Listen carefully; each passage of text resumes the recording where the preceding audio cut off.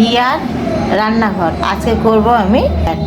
তো বাঁধাকপি কেটে রেখেছি আমি মোটা মোটা করে, আর মিষ্টি কুমড়ো, বেগুন, আলু, পেঁপে, কাঁচকলা, সিম আর হচ্ছে গাজর দিয়ে আজকে আমি এটা নিয়ে ঘ্যাট করবো। আজকে এর মধ্যে তেল দেব।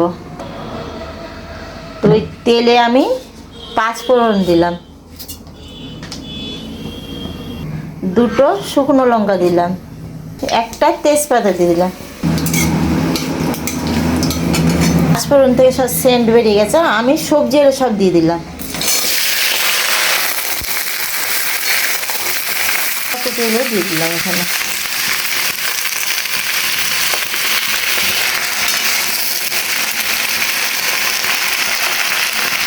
দেড় চামচা লবণ দিচ্ছি, তো 2 চামচা আমি হলুদ দিলাম এখানে। কড়াইটা ছোটো হয়ে গেছে, নাড়াচাড়া করে দিচ্ছি। সেদ্ধ হয়ে এসছে।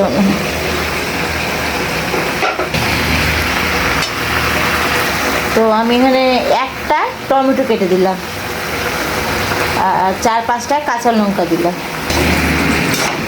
তো ঘ্যাটে আমি 1/2 চামচে চিনি দিলাম। তো আপনারা যদি না দিতে চান তাহলে চিনি দেওয়াটা একটু, তাহলে মিষ্টি মিষ্টি ভালো লাগে না। একটু হলে ভালো হতো, ডাঁটা হলে ভালো হতো, তাহলে জমতো ভালো হয়। ডাঁটা, সজনের ডাঁটা না তো আমার শীষ পারলাম, তাহলে হেভি মজে যেত। তো লবণ মিষ্টি দেখে নেবেন ভালো করে। তরকারি হয়ে এসছে, নামাতে হবে। এই ঘ্যাটটা রুটি, পরোটা, ভাতের সাথে, তার সাথে যদি একটু ডাল হয়ে যায় তো ফাটাফাটি হবে। যদি আপনাদের ঘ্যাটের রেসিপিটা ভালো লাগে তাহলে একটা লাইক করবেন, কমেন্ট করবেন আর একটু শেয়ার করে দেবেন। বাই।